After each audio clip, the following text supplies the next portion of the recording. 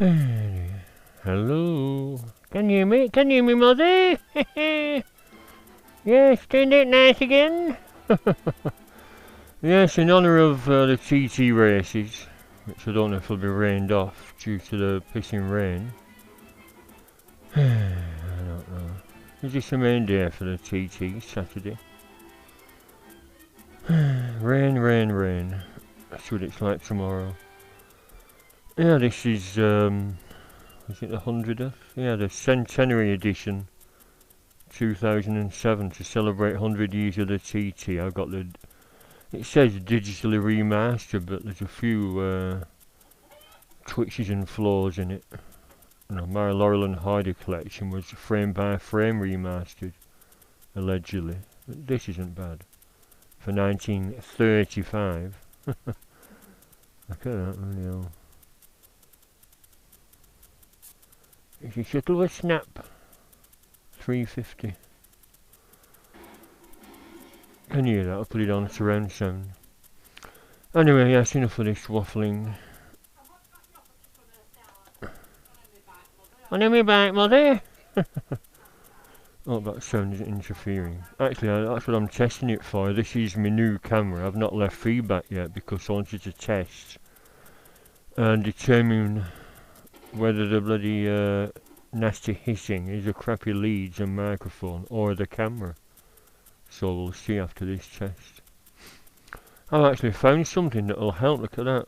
I know it looks a bit cumbersome, but because I've got my video camera and my old Olympus OM20 SLR camera, I thought I've got an adapter somewhere, a mount. It's a sort of tripod mount, but you can fix it to anything. It's got a rotary thing to adjust the angle, which is a lot better than what I was gonna do. Fix it directly through, with the camera here, and leave it sort of permanently detached. With this, you can just fix the adapter on, adjust it to any angle, down, up, or whatever. And tighten that up, and if it's tight enough it won't budge. I'm a bit fiddly because of course the original mounting doofer, let's just open it, might not be able to see, was that. No, and you meant to just tighten that up, so I tapped the little short screw out which was on the fitting. Managed to it's a weird thread, it's a bloody imperial thread I think. I managed to find a bolt in the drawer, so I just sewn the bolt down. So it doesn't actually tighten up with that. I've used an Allen key to tighten that up as tight as it'll go. I put a rubber tap washer behind here, just to add a bit of grip and a bit of back pressure on the fixing. Bloody hell, the racket. Yeah, and it's as tight as buggery now, so that won't budge. So this is a grand test. Will it fit? Will it be alright? Will it sort of look as it should with the correct angle?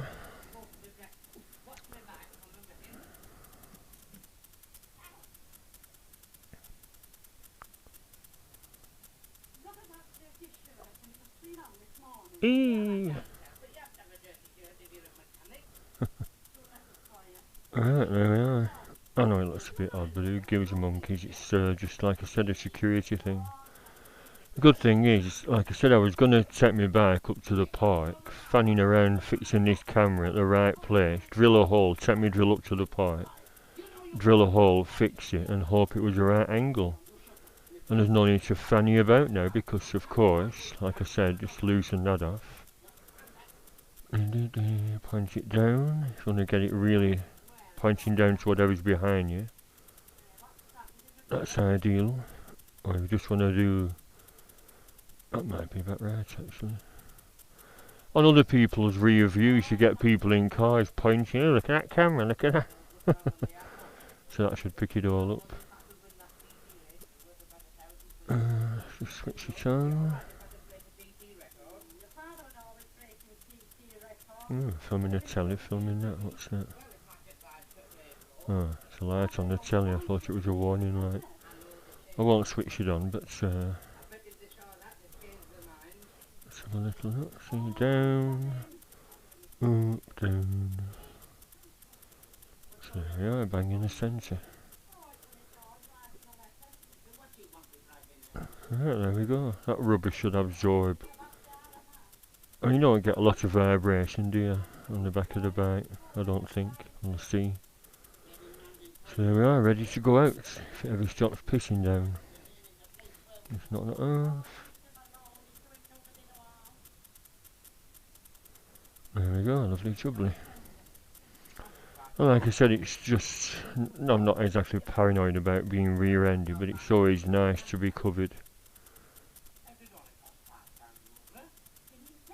There we go. I think I got that from Jessop's.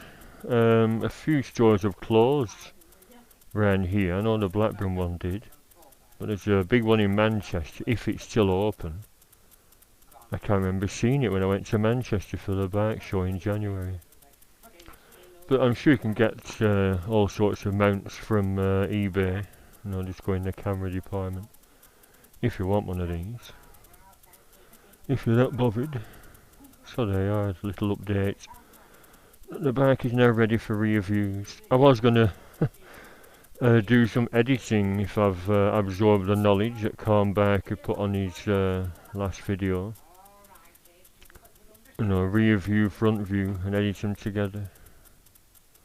But like I said, I'll have to wait till tomorrow if weather forecast improves. I could go out in the rain, but why bother? I'd rather sit here and watch this. Turned out nice again. 1935, real.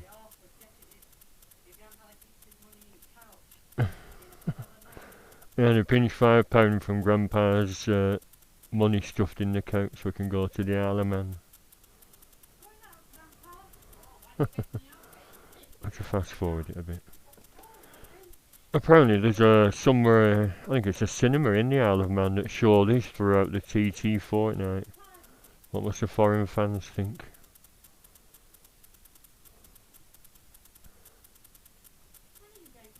And that's Florence Desmond. I've just got the latest magazine, because yes, I'm a member of the George Formby Society. There we are. And there's an article by her. She's died a long time ago, of course. And she said she didn't like George Formby. She was a bit of a celebrity herself. There we are. Why I didn't like George Formby by Florence Desmond. Yeah, she was a celebrity herself. Apparently she did impressions on the radio of variety artists and politicians and things. And she was annoyed that she didn't get equal top billing, because it was George's first big film. He made 2 minor films for a Manchester film company. Off the Dole, or On the Dole. I should know, shouldn't I? I forgot. And another one, and then this was his first big one, which was a smash hit. Yeah, so Florence says she was annoyed she didn't get top billing. And when they were filming in the Isle of Man for a month, in during the TT fortnight, of course, in 1935, the lorries all parked up and splashed on the side of the lorries, filming for George's latest film. And she says, "Where's my billing? I want top billing. Mention my name as well, or I'll go home." So they did do, and George was very annoyed. I don't know why, but he just didn't get on. I don't know. Anyway, yes, to end on another note, this weekend is a George Formby fans get-together in Blackpool at the Imperial. It says somewhere, 7th and 8th of June. We have them 4 times a year. There we are, Imperial Hotel, can you see that? North Shore, 7th, 8th of June. So look, they just started. They start at midday and you go right round to 7 o'clock, doing things like this, singing on stage, strumming the ukuleles. Can you imagine? When the first time I went, I said, "Well, you're showing a film?" "Yes, 7 o'clock. "Oh, right, what happens?" "Oh, yeah, have you got ukulele?" I said, "No, I don't play." "You don't play?"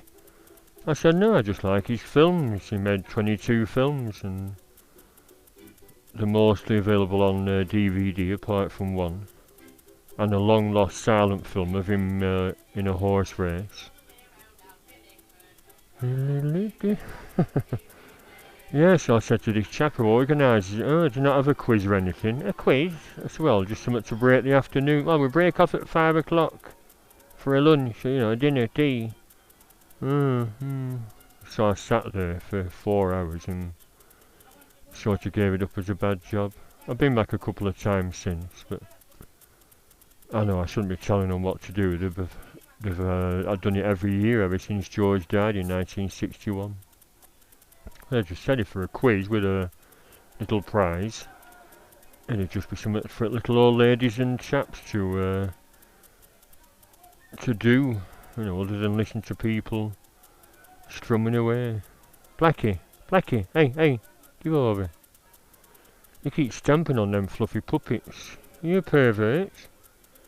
He stamps on them and does strange things to them as though they're little girl cats. You're silly, aren't you? What are you doing? Come here. Come here. Come on. Yeah, Tommy. You're comfy cushions, aren't you? I got these especially for the cats. Alright. You're frustrated, aren't you, Blackie? Hmm? Little Blackie. Yeah, so that's it basically. Another idea I had. A lot of them forget the words, and I says, as you've got a screen up for your film tonight, why not show the words on your screen, or even print them all off? Have them laminated. Right, what are you singing? When I'm cleaning windows. Right, there's the words. Because the words aren't there, you just and a lot of people forget them. And he said they should know the words if they're fans. I said, well, they're elderly, aren't they? So I think he felt I was sticking my bloody nose in by suggesting things, quizzes and words.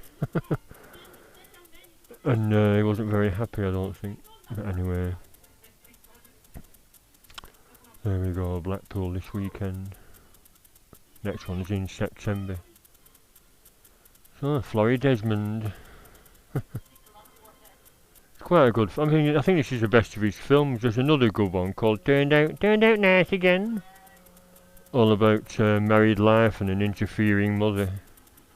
And breeding racing pigeons. All very Lancashire, but it was of the era, wasn't it? He did a lot to boost morale during the war. That's what made him ill. He went all over the world in wartime, often just a couple of miles from battlefields. You know, entertaining the troops to keep the morale up. And it didn't do his health any good, because, you know, one minute he'll be freezing, another he'll be in the desert, another in jungles. And it just made him very ill. And it played on his heart, and he had a string of heart attacks, and one finally killed him in March 1961. Poor chap. Right, so there we are. Camera's mounted, lovely jubbly, solid as a rock. I'm glad I found that. I just remembered last night, I thought I've got a bloody mount somewhere. And I found it in my camera drawer. Of all places to find a camera mount, in a drawer full of camera equipment. Silly sod. Right, that's it for now. Hopefully I'll be out on my bike tomorrow, if it's not pissing down. Bye for now. Hehe, turned out nice again.